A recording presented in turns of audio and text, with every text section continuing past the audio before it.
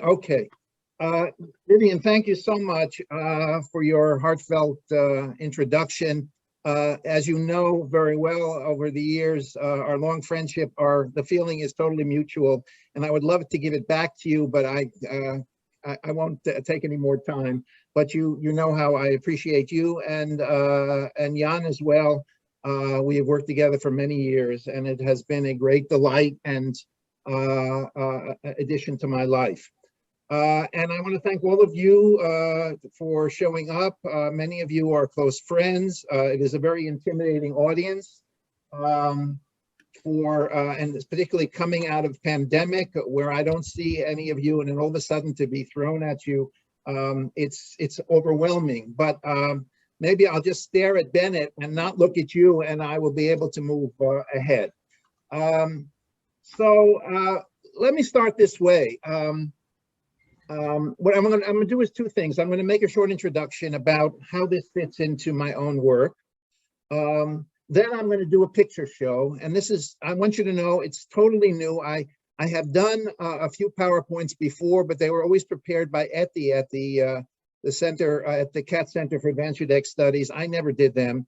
This one I did myself, so it is still very primitive for those of you who are really experts at this craft. But I'm going to show you, and there will be three parts of this picture presentation. And then I'm going to talk about what I think is the significance of this, what I would call my pandemic project. This, the most important aspect of this is that it kept me sane for an entire year.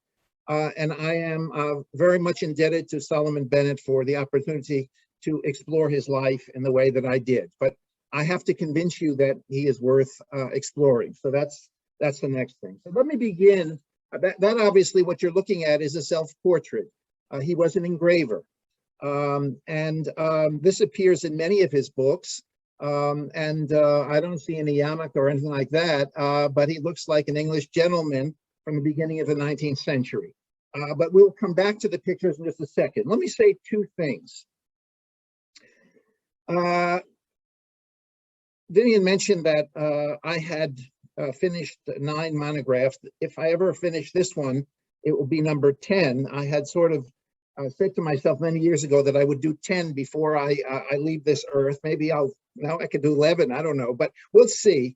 But in any case, if this is going to be 10, and I can't say that 100% right now, it needs some kind of justification.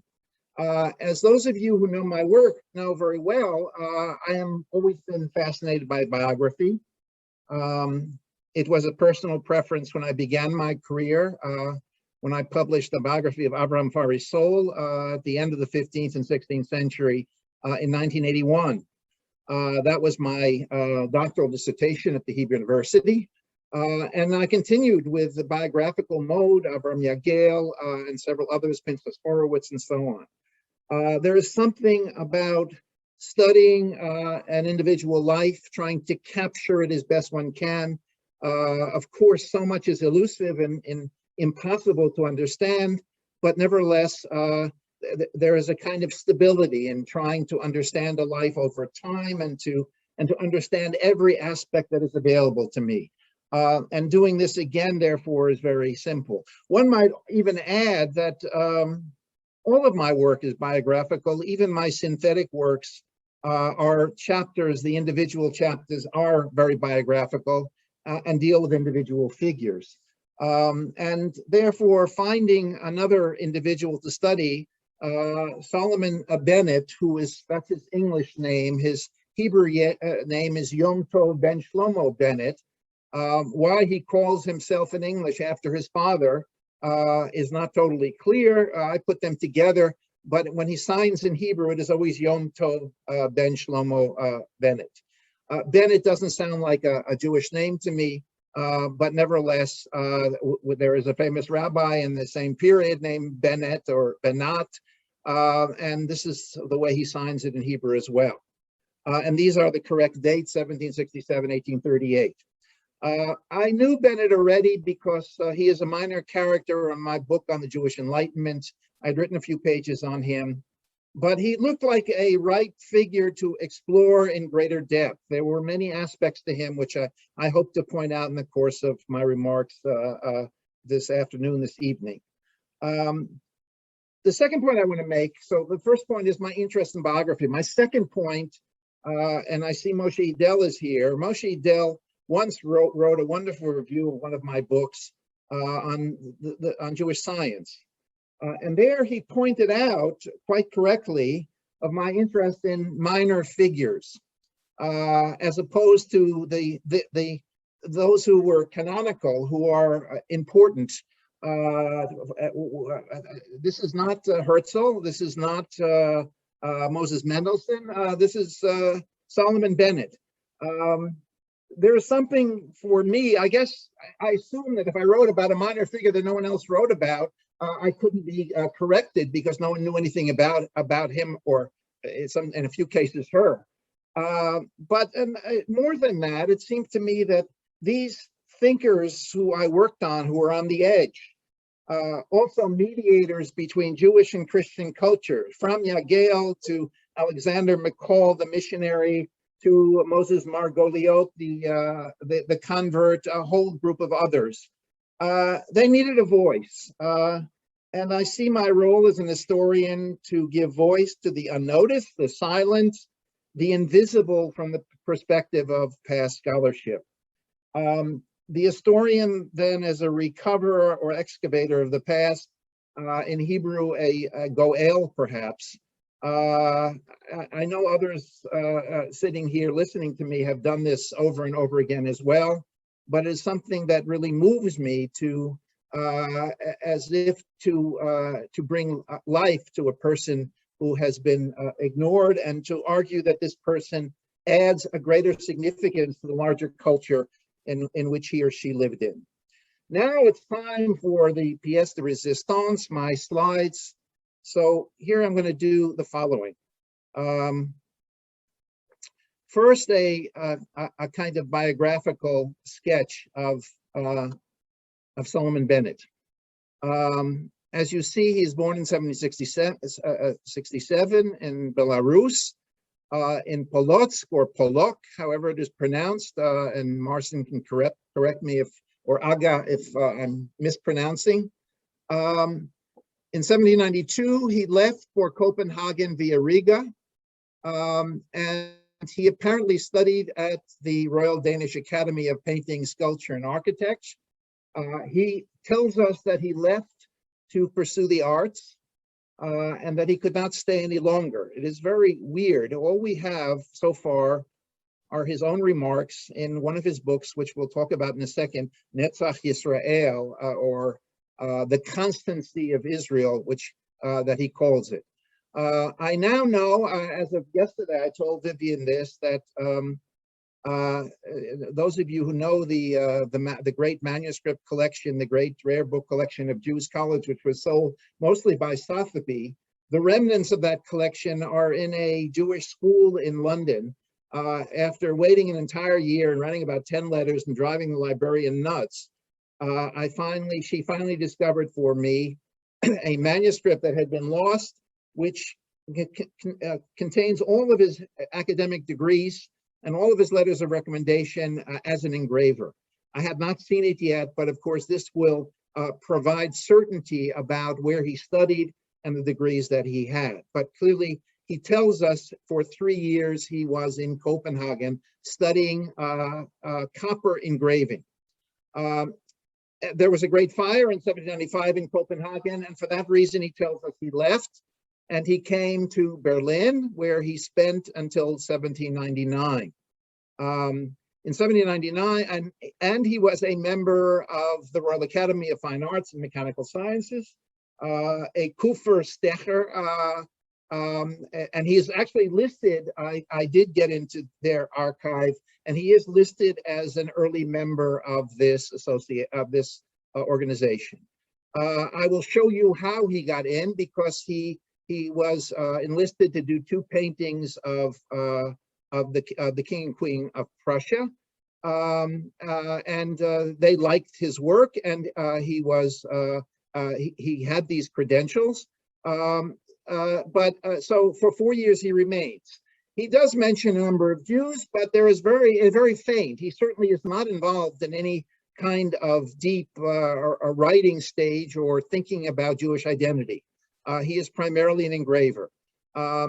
He does appear at the chief rabbi's house, and he does mention a few individuals on the side, but there is very little that I can so far reconstruct about his period in Berlin.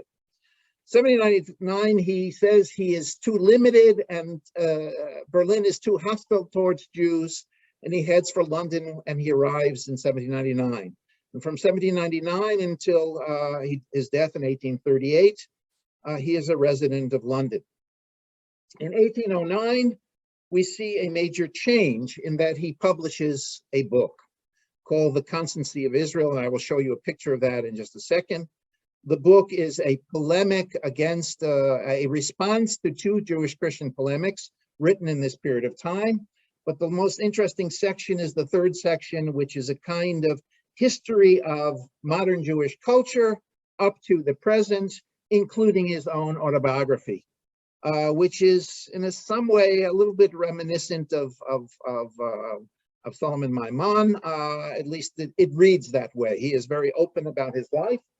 We learn a number of interesting things, including the fact that he left a family, a wife and child, for the sake of art, which he says.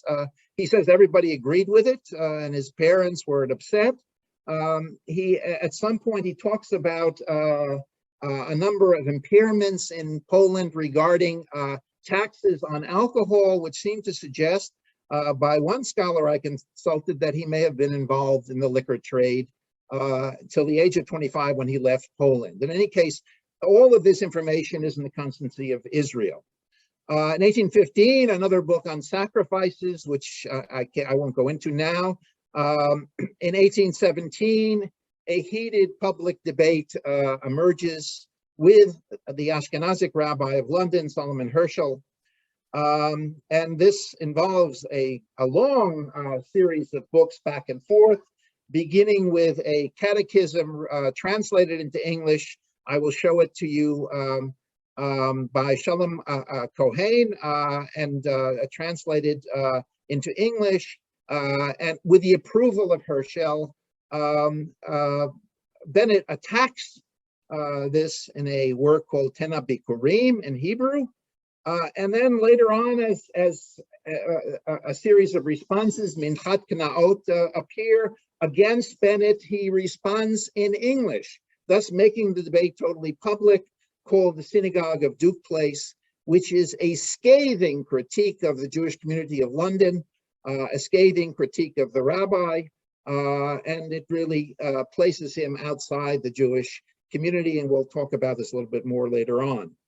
Then there is a second marriage. I assume he had a divorce from the first, or whether he left his wife in Aguna, not. His enemies accuse him of doing that, but we have nothing to confirm or deny that.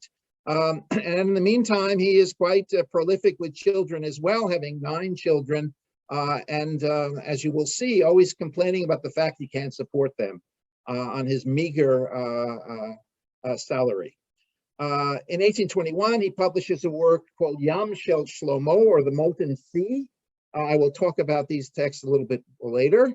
One of his most important texts is the Temple of Ezekiel, with 2 original plates of the temple, which I will soon show you, composed both in English and published, and in a manuscript in Hebrew, which is quite different, which he says was written for his co-religionists in Poland, called Torah Habayit. And there are some really interesting differences between the 2 texts. Just going on a little bit more. In 1825, just to show you how he was getting under the skin of the chief rabbi, together with a man named Jacob Michal Ki, he performs a wedding of a Kohen and a Gioret, a convert. And I just discovered only recently in the National Archives a pamphlet that he published called An Appeal to the Candid and Judicious Class of the Hebrew Congregation, which is an attempt to justify his action after he was condemned by both Herschel and Meldola, the chief Sephardic rabbi, for officiating at this, what they called an illicit union. We also have a record of this in the proceedings of the Ashkenazic rabbinate and in Bevis Marks. So this was officially another break from the larger community. In 1829, another very interesting text. Hyman Horowitz, some of you will recall, was the first professor of Jewish studies in London, a Jew, named to a chair in the early part of the 19th century at UCL. The inaugural address, I actually, when I just about 2 years ago, gave a talk at UCL in honor of their 50th anniversary of the program itself.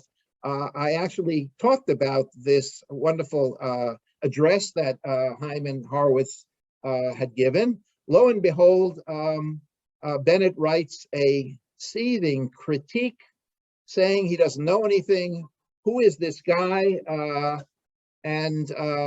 Clearly, he is willing to attack publicly in English Hyman Horowitz, a fellow Jew, and to argue that his understanding of the Bible is deficient. Part of this, of course, is Kinat Sofrim, but in addition, I would argue that it also underscores his particular understanding of the Bible, which I'll talk about in a second. Moving on rather quickly, 1834, he publishes his first attempt to move from simply scattered publications to consider the idea of challenging the whole authorized version of the Old Testament and offering a specimen of a new translation that he is about to prepare. At the same time, one of his most important books, a theological and critical treatise, is published in the following year on the Holy Language. As you will see, his connection with language, with Hebrew, and with its unity from the biblical period on, is something that is really at the very center core of his understanding of Jewish identity. And this is a very interesting treatise. In 1836, another specimen appears of his new version of translation. Notice that he came in 1799 not knowing very much English, and now he is proposing a translation to supersede the standard version. So he actually, in 1809, when he published his first work, many of his critics, and we have many reviews of the book that appeared in English periodicals, say it's a very interesting book, but he should learn how to write English. So by this time now, he's already publishing or trying to publish an English translation. Of course, he never finished it. In 1838, he died. But there is an interesting story here. Francis Barham, who is an extremely interesting thinker, and I'll come back to him as well, published the first book, the Bereshit translation of Bennett posthumously, 3 years after he died. And Barham, as you will see, is one of the many Christian friends of Solomon Bennett.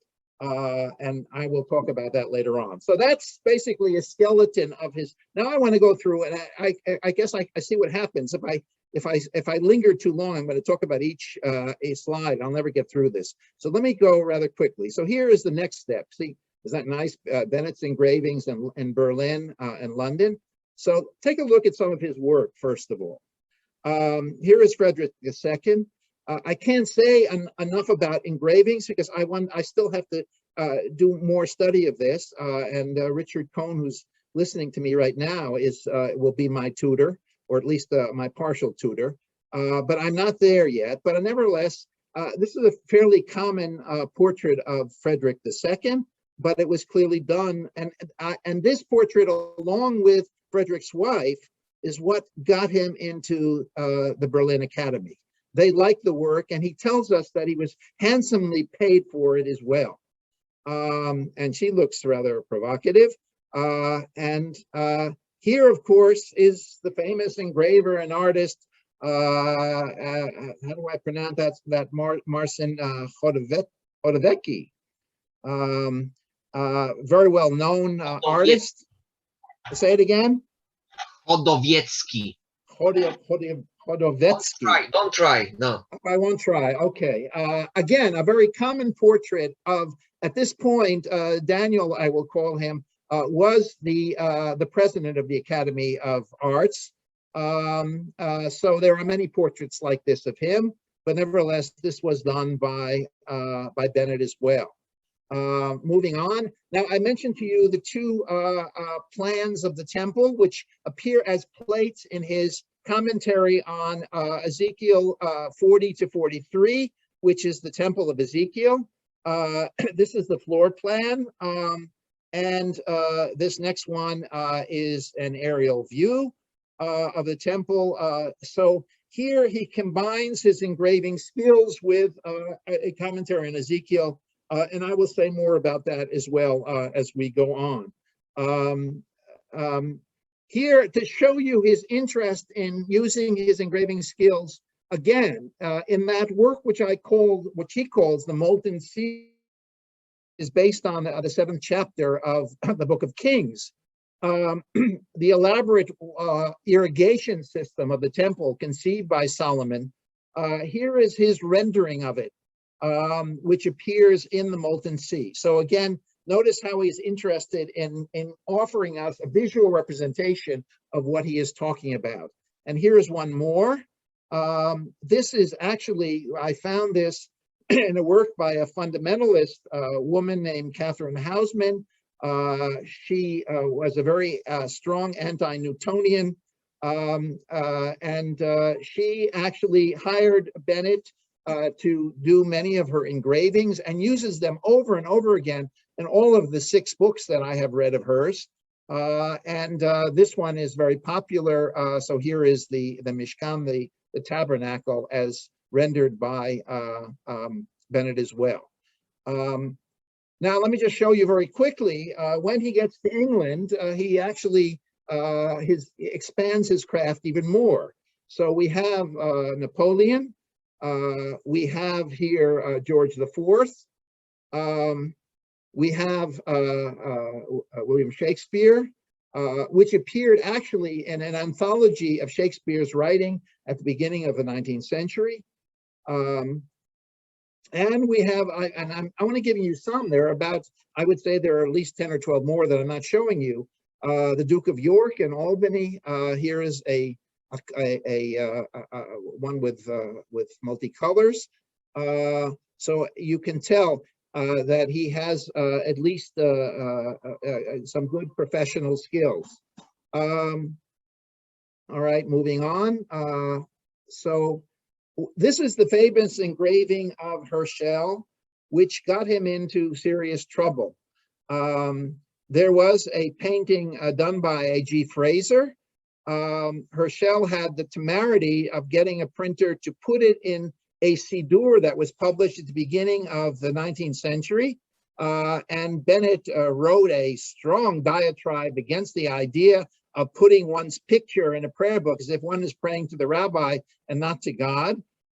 He did produce this engraving without asking for Fraser's help. He was, of course, commissioned for this, and he did not get permission, and he was thrown into debtor's prison. And only because of his Christian patrons was he allowed to get out. So this was the engraving he did without permission of Fraser to make this. So there's a long story connected with this particular engraving. Moving on now, I'm going to mention these guys quickly now, but I want to come back to them, and I just want you to read the little quotations that I'm falling off my chair here. There we go. So I'm starting out with the two most provocative. And they probably, I shouldn't start out with these two women, but I'm conscious of the fact that he had two women patrons. This Rachel Fanny Antonina Lee, as you see, was an extremely notorious figure at the end of the 18th and early 19th century. I will show you a picture of her in a second, or I can actually do it right now. So here is, you see, she's also called herself the Baroness Dispenser, and she was kidnapped by two men that apparently they accused of raping her. There was a big trial, and she became famous. I mean, there's a really good story here. And then she proceeded to insult and finally to take to court various members of her family, since she was illegitimate and she was getting a large amount of money from her father. In the midst of all of this, she takes up the Kabbalah. She actually wrote several books on philosophy, and there are files at the British Archives, at the National Archives, totaling thousands of pages on this woman, and really crazy lists of all kinds of things. She was interested in alchemy. She was interested in magic, and she wrote a book in Hebrew on Kabbalah, which was translated by another Jew. Bennett was also her employee, and I discovered several letters of Bennett to her. He worked for her both as an engraver and as a kind of consultant on the Hebrew language, just to show you the kind of interactions that he begins to develop. So that is one woman. The other one is Mrs. Hausman, the woman that I previously mentioned, who, because of her, he is able to publish his book on Ezekiel. And I won't read this, but you can see a very good line, which if I was still fundraising, I would be using. I'm sure other people have used it before. Eitz Chaim hi lemachazikim ba. Notice it doesn't say lelomdim ba, it says lemachazikim ba. And this is a great a talk for donors. In other words, the donors are the one that support Torah and Eitz Chaim. Anyway, that's his dedication to her. I don't have a picture of her, but she clearly plays a role. And I haven't found any secondary literature on her, although she published 6 books. So I don't know what to make of her, except that she's a very pious Christian lady who loved his work. And I will come back to the contrast between someone like the first woman and the second. But let me go even quicker. I'm getting to the end. So here are some of the people that engage with Bennett, and these are not unimportant people. Thomas Pettigrew was the librarian of the Duke of Sussex. The Duke of Sussex, who I will show you in a second, had one of the greatest libraries in history of biblical text and Judaica, and he was a big friend of the Jews. Pettigrew was also a great Egyptologist. Here is Pettigrew writing to the Committee of the Royal Literary Fund. We have 35 letters to the Committee of the Royal Literary Fund, which I was able to find, which provide me a map of all of the individual Christians that supported Bennett. And here Pettigrew writes, he is a profound Hebrew scholar, but his knowledge of the English language is too imperfect to render his literary powers of much relief to his family. And he talks about the high priest, of course, that's Herschel, that's the chief rabbi. It also mentions the fact that after 10 years in England, he begins to lose his sight. And that is one of the reasons why he gives up engraving eventually and becomes fully a writer of Hebrew works, of Judaic works. But clearly, Pettigrew is an extremely interesting figure. There is a scholar at UCL who is now working on a larger book on him. Here is William Friend, who is, along with Joseph Priestley, the leaders of the Unitarians in England. Friend was extremely friendly with Bennett as well. And here is what he writes in his letter at the Royal Literary Fund. Author of a very ingenious book entitled The Temple of Ezekiel, of which he has given 2 plates. He is one of the most learned Jews in this country, but from a family and wife of 4 children. That was before he had 5 more. Decreasing business and attachment to literature is at present in considerable distress. More to say about him as well.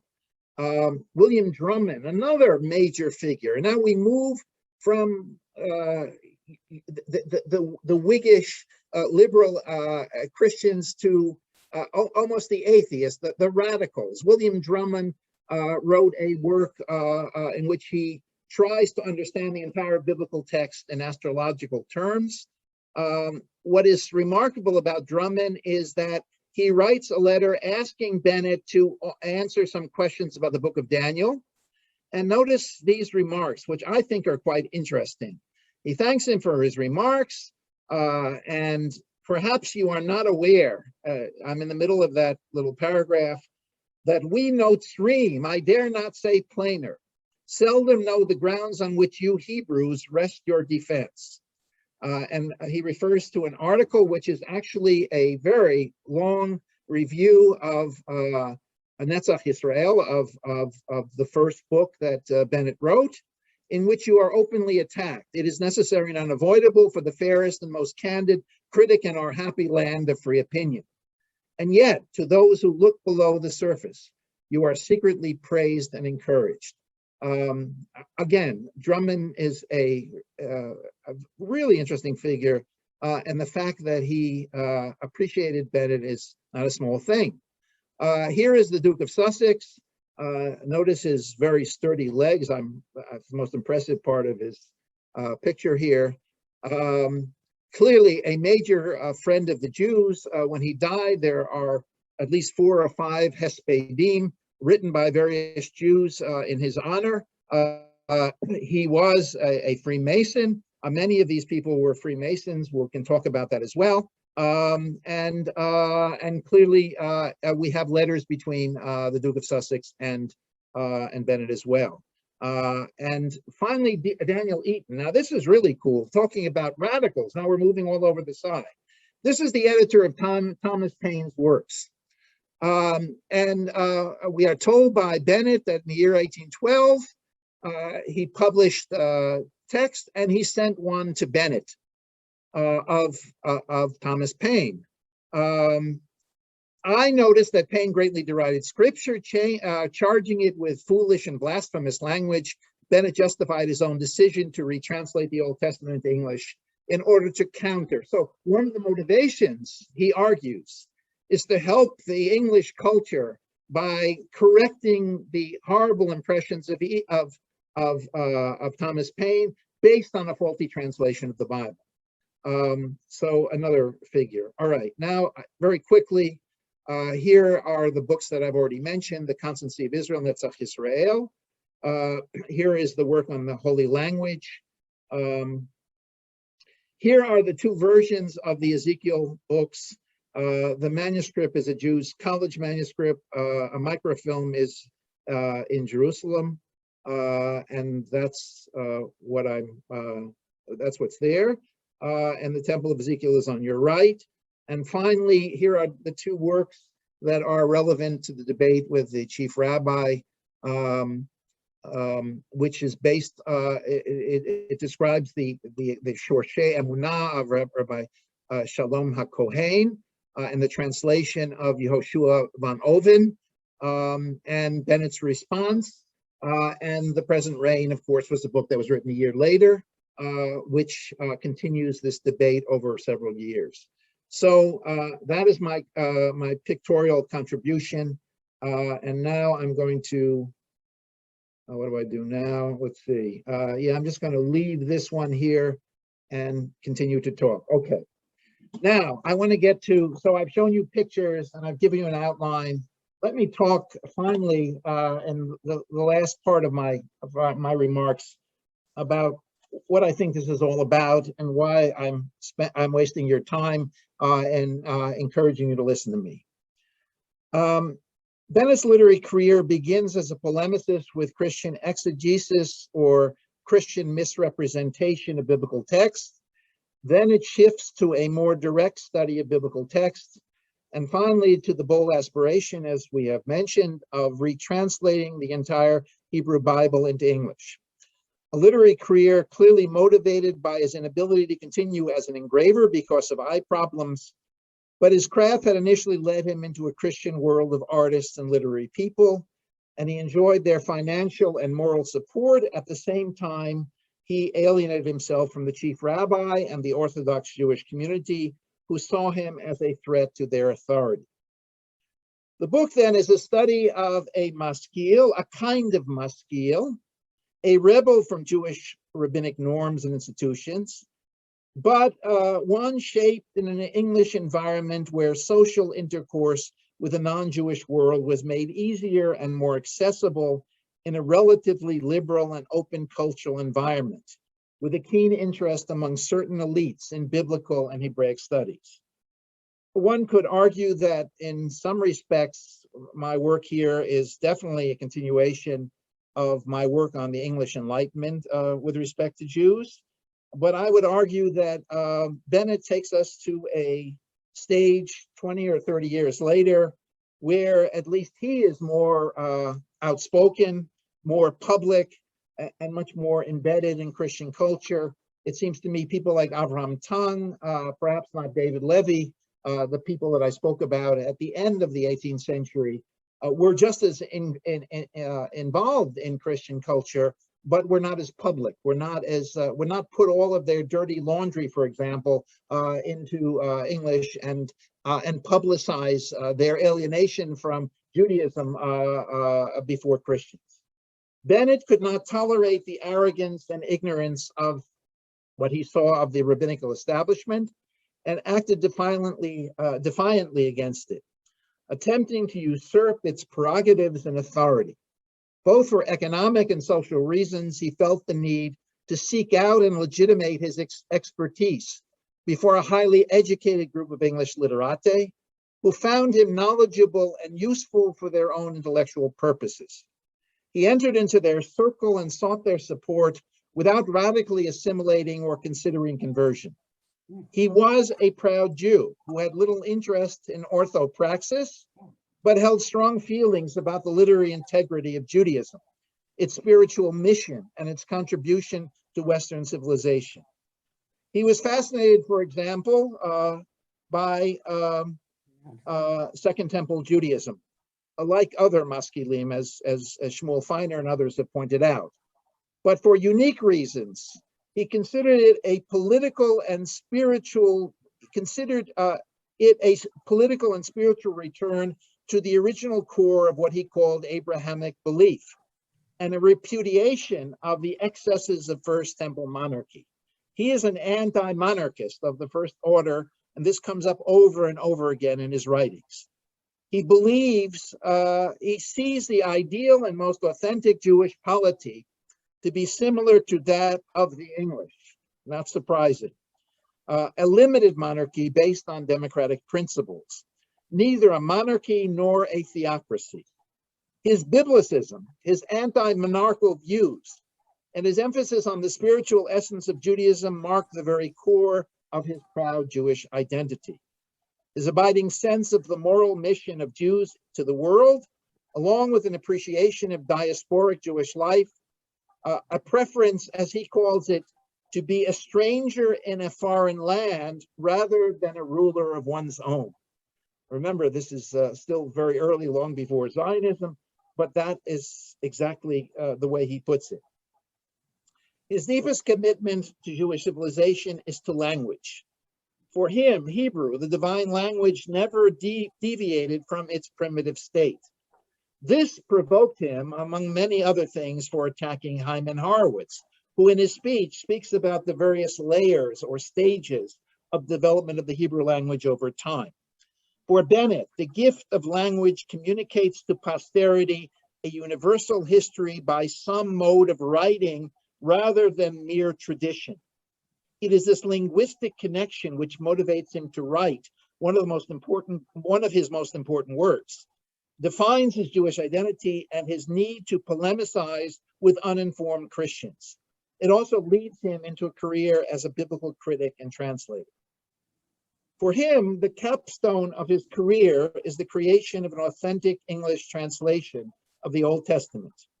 Only a Jew, he argues, is capable of doing this right, so he believed. And it is the holy task of the Jew to improve and perfect an imperfect Christianity based on a faulty transmission of its biblical foundations. This ultimately becomes his calling, one never fulfilled fully because of his death. Ironically, his contentious personality and his inability to abide by the norms of a Jewish community he could not respect and found oppressive served him better in the non-Jewish world. He was seen as suspicious in the eyes of fellow Jews who snubbed him as non-Orthodox, a deserter of his wife and family in Belarus, and he acknowledged, the opinion of the rabbis, he writes, carries no weight for me.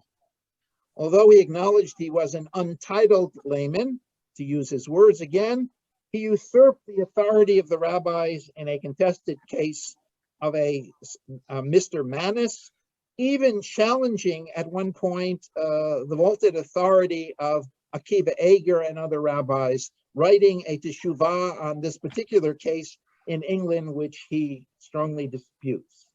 He publicly ridicules Hyman Haaretz, as we've said, and performed a wedding before Kohen and a Giorit against the wishes of both chief rabbis. And this has nothing, of course, to do with Reform Judaism, which, of course, evolves later on. His Christian friends, on the other hand, were not offended by his criticisms of their theological stances and their Hebraic learning.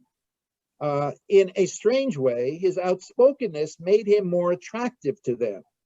Some of the most elite of the literary community respected his written work, supported its publication, and even recommended him, as we've seen, for economic support during years of personal hardship. He speaks of friendships with, quote, English gentlemen divested of religious and national prejudice. I am honored with literary friends of the first rank. He certainly never thrived economically as a writer, but he did gain some notice and appreciation for his efforts.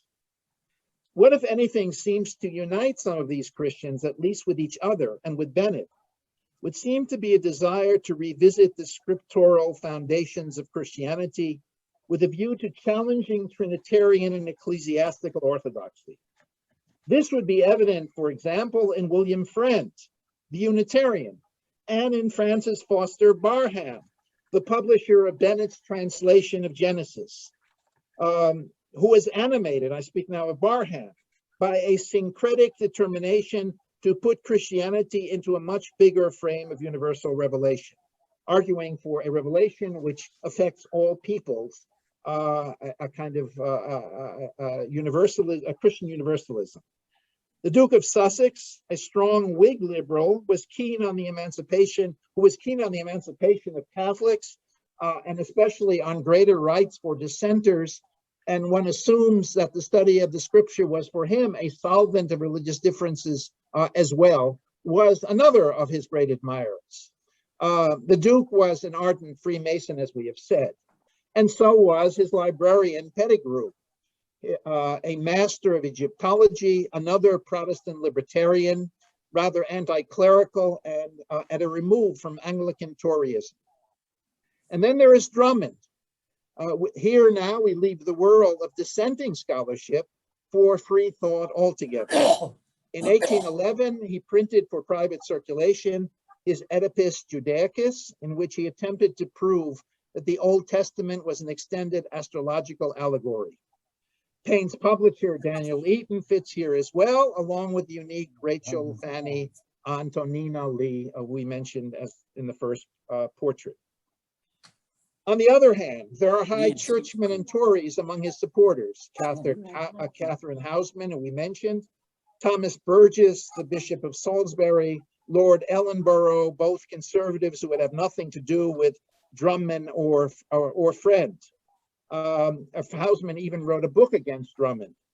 Perhaps Bennett represents the figure of the Jewish scholar who can unify the fringes of the Christian world, where the Protestant impulse to seek the original meaning of the scripture shades from orthodoxy to heterodoxy, a kind of attractive neutral sage who can cover over the fractures and tensions of that community.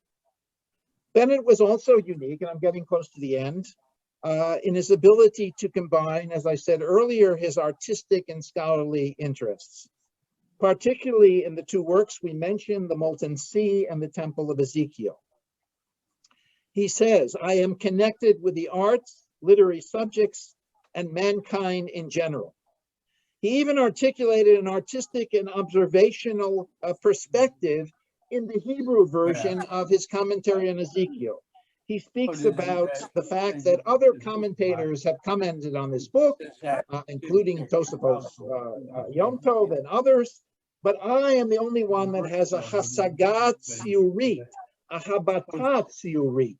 I am the only one that has this perspective of seeing exactly what Ezekiel is describing in the book, and therefore creating an image of what I am seeing. This informs his exegesis of Kings as well, and thus he claims to have an edge over earlier exegetes. His profession as engraver and exegete do seem to come together in these works. Much of he still remains under a cloud. Did he really leave Belarus to study art? Where did this aspiration come from? And how could he leave his family without any regret or guilt? What happened to them after his departure? Who is the Elizabeth he marries in London, apparently a Jew? And how was it that his 9 children, despite his poverty, most of whom became specialists in the craft of shorthand, how did he do it? I mean, what happened to them? I still have to figure that out. His relationships with so many important figures can be demonstrated, but how deep was it in every case? They supported him in writing letters on his behalf, hired him as an engraver when he was still well. He writes them, regards them as good friends, but only rarely, as in the case of Drummond, do they directly respond to him. It is a highly limited social and intellectual encounter, but it suggests a relatively wider opening and a greater freedom of self-expression than for most other Jews. Bennett's abrasive personality, his evolving ability to express himself in English and to become a translator, his self-confidence to challenge friend and foe alike, and his unique self-construction of Jewish identity all testify to the importance of his biography among Jewish thinkers of the modern era. At least that's what I've tried to argue. Thank you.